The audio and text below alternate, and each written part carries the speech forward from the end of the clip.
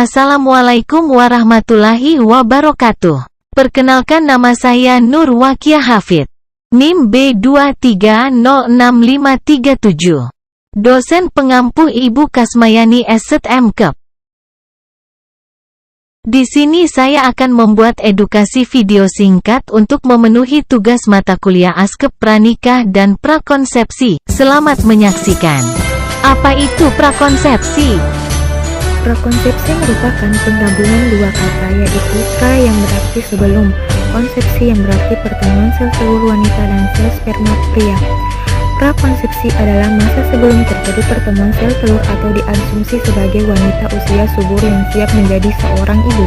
Screening prakonsepsi atau disebut juga perawatan prakonsepsi adalah serangkaian intervensi yang bertujuan mengidentifikasi dan memodifikasi risiko biomedis, perilaku dan sosial yang berkaitan dengan kesehatan wanita serta hasil kehamilan nantinya.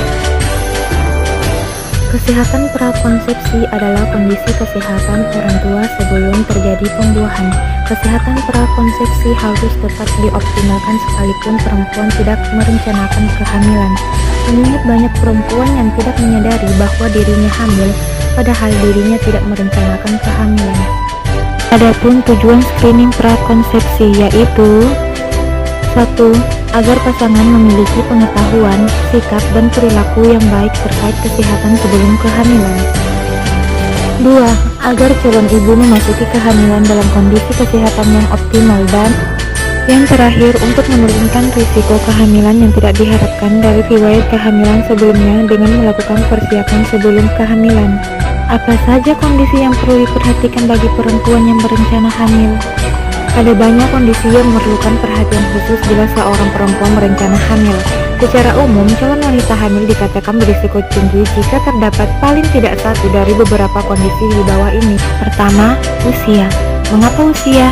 Karena semakin bertambahnya usia, semakin berkurangnya juga kualitas dan kuantitas sel telur, kinerja rahim, dan semakin tinggi pula kelainan bawaan. Usia sangat mempengaruhi mental maupun fisik bagi ibu hamil. 2. Riwayat kehamilan sebelumnya meliputi keguguran berulang, kehamilan ektopik atau kehamilan di luar rahim, riwayat operasi sesar, preeklamsia atau tekanan darah tinggi dalam kehamilan, persalinan preterm atau kurang bulan, perdarahan sebelum atau sesudah persalinan, riwayat janin dengan defek tabung neural atau neurotop defect.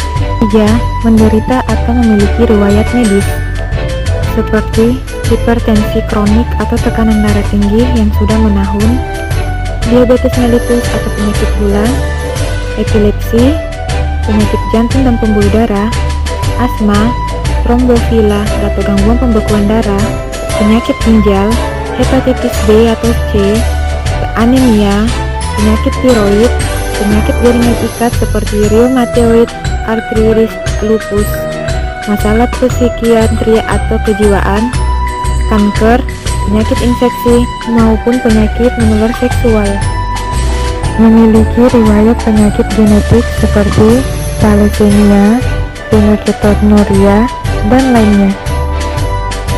Kelima, penggunaan zat berbahaya seperti narkotika, rokok, dan alkohol. Dan yang terakhir, status gizi. Pertama, status gizi kurang atau underweight.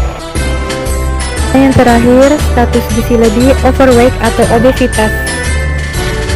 Upaya menurunkan kematian ibu dan bayi tidak hanya dilakukan dengan upaya kuratif dan rehabilitatif, tetapi juga melalui upaya preventif dan promotif yang dapat menjadi tonggak untuk menghilangkan penyebab kematian ibu dan bayi. Salah satu upaya yang dapat dilakukan adalah mengidentifikasi faktor risiko sebelum dimulainya kehamilan atau prakonsepsi sehingga asuhan yang tepat dapat disiapkan sesuai kondisi ibu. Terima kasih, semoga bermanfaat.